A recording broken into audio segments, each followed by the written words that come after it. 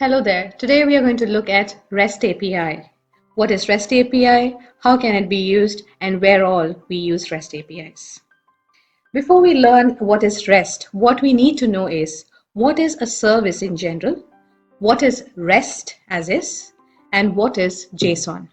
So before plunging deep into REST services, let's try to understand these individual building components of a REST API. What is a service? In layman terms, a service is like an offering that is provided by a service provider. For example, the service provided by a gas agency is to supply gas, an electricity agency or a power utility agency is to provide electricity and power, and the hospitality industries offer you with restaurants and hotels to stay. So these are the services that is available that we come across in our day-to-day life. Now, how do you access a service? When you go to a restaurant and you want to order something, you convey your request to the waiter. The waiter takes your request to the kitchen where the cook prepares what you've asked for and it gets delivered to you. So here, the service that you've asked for is food. And the language you've communicated is by talking to the service provider in any language for that matter, which the waiter could understand. And the request was processed and the service was delivered. This is exactly what is happening in the application world as well. Let's take another example of a customer care service where you're not physically present, but you know how to reach a customer care service. You dial up a number offered by the customer care. Suppose the number is 131313. You dial up and say, I have a problem, or I need this, I want that, or this was faulty. Whatever is your request, you submit a request at the customer care service. So the hook for you to talk to those people remotely is to dial a number given by them. Similarly, in the IT world or in the applications world, the service is offered by various service providers. And how do you reach them? It's via the URLs. If you want to access Google and your request here is to find out meaning of a word, for example, what do? You type http://google.com. That is a hook where you contact and then submit your request. So in simple terms, if you want to make a utility payment, you go into the electricity providers or a gas provider's website and you say, pay my bill. When you click on that button, pay my bill, that's where the magic happens. That button click takes your request somewhere where it gets processed and the bill gets paid for you.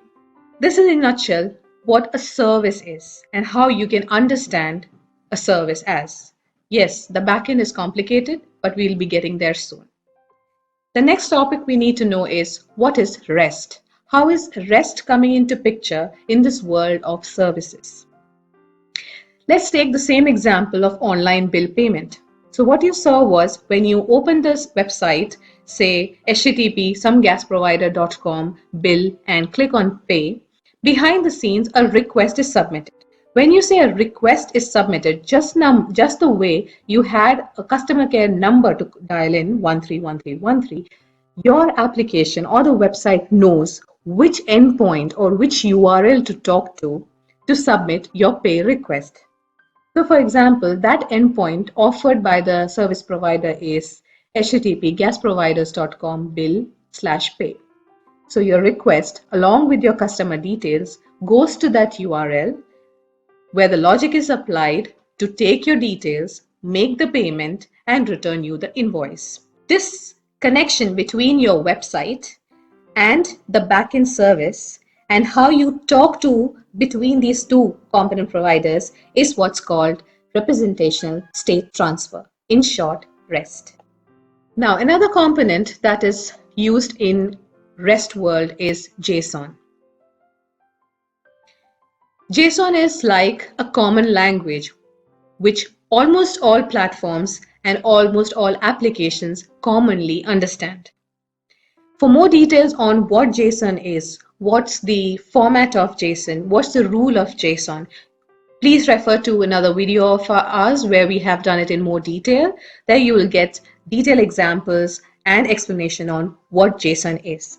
But for now, keeping it short, JSON is just like a common language that is used between applications to talk to each other. So in our previous example, we saw that the website, when you submit pay, is taking a request to the backend service where the bill payment actually happens. Now, this request that is passed from the website to the backend, it is sent via a language or a format called JSON. So by now we understood that service is like an offering given by an application which does something for you. REST is the technology that enables that application to receive such requests and offer that service to the customer. And JSON is a language which is thrown between applications, which carries the request from one application to the other and returns back the response from that application to the calling application. So these three terminologies, technologies, formats, and languages together is what is providing us the service-based architecture that most of the applications follow today.